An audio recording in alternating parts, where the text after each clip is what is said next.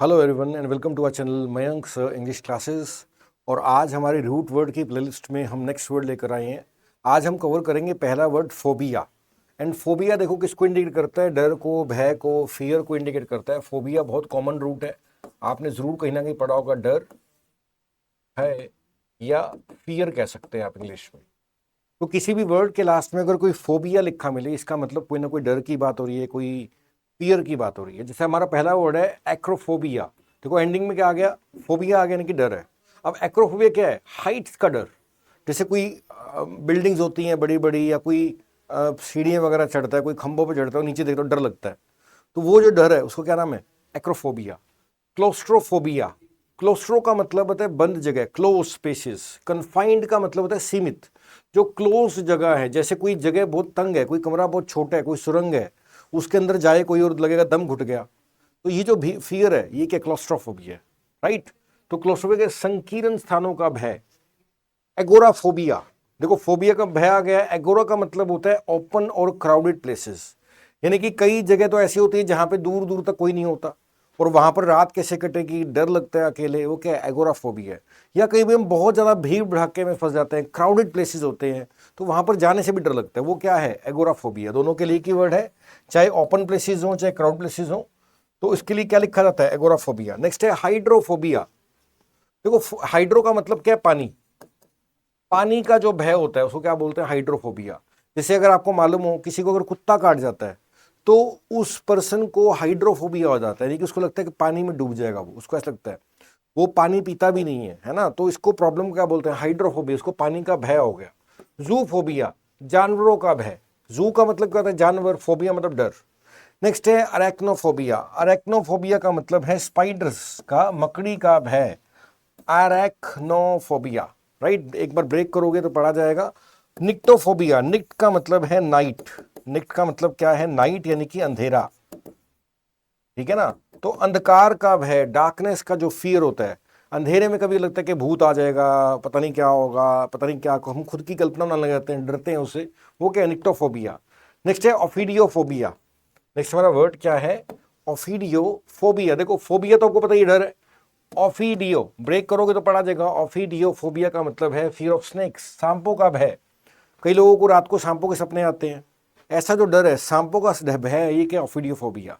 Next है थेरेंटोफोबिया। Phobia का मतलब है, थेरेंट इंग्लिश में डेथ का रूट है। देखो थेरेंट इंग्लिश में डेथ को इंडिकेट करता है, तो मृत्यु का भय क्या होता है? थेरेंटोफोबिया।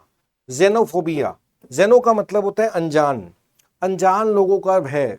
कई बार लोग किसी से मिलना पसंद नहीं करते, कहीं पे जाते हैं तो खुद को ही अपने आप में रखते हैं, इंट्रोवर्ट बन के रहते हैं, किसी से बातचीत नहीं करते, तो ये क्या है? जेनोफोबिया है। फियर ऑफ स्ट्रेंजर्स और फॉरेनर्स, अजनबियों या विदेशियों का भय क्या होता है? जेनोफोबिया।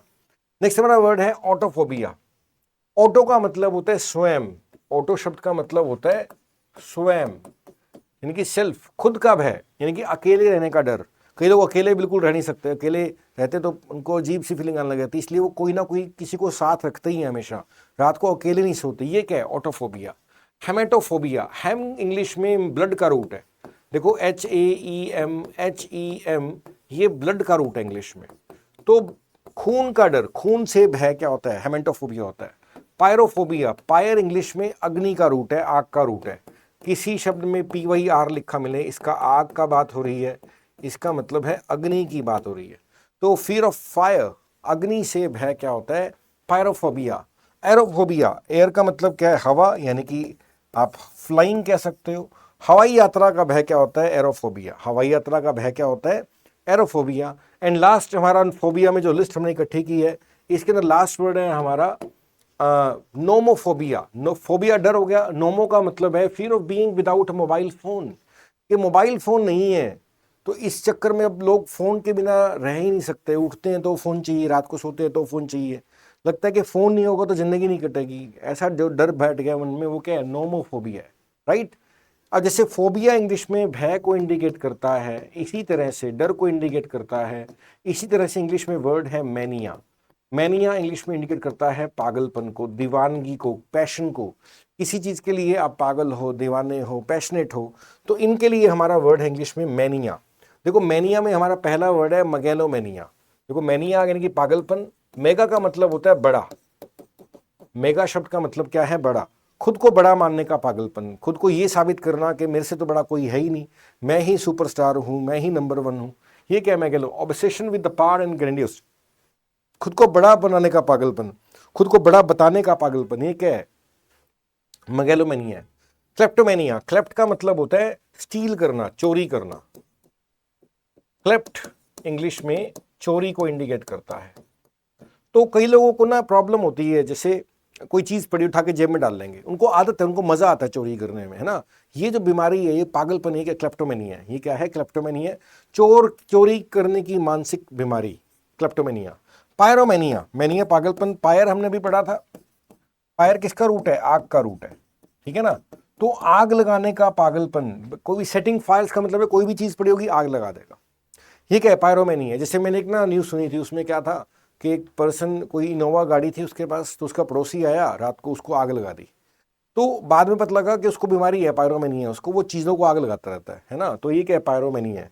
बिब्लियोमेनिया, यानी कि किताबों के लिए बहुत ज़्यादा पागलपन, बहुत ज़्यादा प्यार। बिब्लियो का मतलब क्या होता है? बुक्स। हमने एक वर्ड पढ़े भी पढ़ा है, बिब्लियोफाइल, जिसको किताबें बहुत पसंद होती है बिब्लियोफाइल होता है। बिब्लियोमेनिया क्या होता है? किताबों के लिए पागलपन। ईगोमेनिया, खुद से पागलपन, खुद के लिए एक पागलपन। किसी को लगता है मेरे से तो सुंदर कोई नहीं है, मेरे से कोई समझदार कोई नहीं है, मेरे से तो बड़ा ही कोई नहीं है, ऐसा जो एक खुद के लिए सुपीरियोरिटी कॉम्प्लेक्स है, इसको क्या बोलते हैं? ईगोमेनिया बोलते हैं। माइथोमेनिया, मिथ का मतलब होता है झूठ, है ना। झूठ बोलने की बीमारी क्या होता है? माइथोमेनिया। कई लोग धक्के से ही झूठ बोलते रहते हैं, उनको मजा आता है, उनको पता नहीं होता कि झूठ बोल रहे हैं वो। तो ये बीमारी एक तरह की माइथोमेनिया। मेनिया का मतलब क्या? पागलपन। मिथ का झूठ, झूठ बोलने का पागलपन, झूठ बोलने की बीमारी क्या? माइथोमेनिया। डिप्सोमेनिया, डिप्सो का मतलब होता है शराब, शराब के लिए पागलपन। कई लोग शराब के बिना रह ही नहीं सकते, उठते ही शराब पीना स्टार्ट कर देते हैं, सोने से पहले शराब पिएंगे, दिन में भी शराब पिएंगे, गाड़ी में भी शराब पीते हैं, ये क्या है? डिप्सोमेनिया है। Uncontrollable craving for alcohol, craving का मतलब होता है भूख, अंदर से बार बार और शराब चाहिए, और शराब, ये क्या है? डिप्सोमेनिया है। टेक्नोमेनिया, मेनिया का मतलब क्या? पागलपन। टेक्नो का मतलब है टेक्नोलॉजी, लेटेस्ट टेक्नोलॉजी को लेकर पागलपन, टेक्निक के लिए दीवानगी, रिसर्च करते रहना टेक्निक के ऊपर, नई नई चीजें सीखते रहना टेक्निकल, ये क्या है? टेक्नोमेनिया है। हॉप्लोमेनिया, वेपन्स के लिए पागलपन। हॉप्लो इंडिकेट करता है हथियारों को, वेपन्स को, वेपन्स के लिए पागलपन है, वो क्या है? हॉप्लोमेनिया। नेक्स्ट है प्लूटोमेनिया। देखो, प्लूटो इंग्लिश में वेल्थ का रूट है, वेल्थ का मतलब है धन संपदा। धन संपदा क्या होती है? वेल्थ। पैसे के लिए, संपत्ति के लिए पागलपन क्या होता है? प्लूटोमेनिया। प्लूटो का मतलब क्या है? धन, वेल्थ।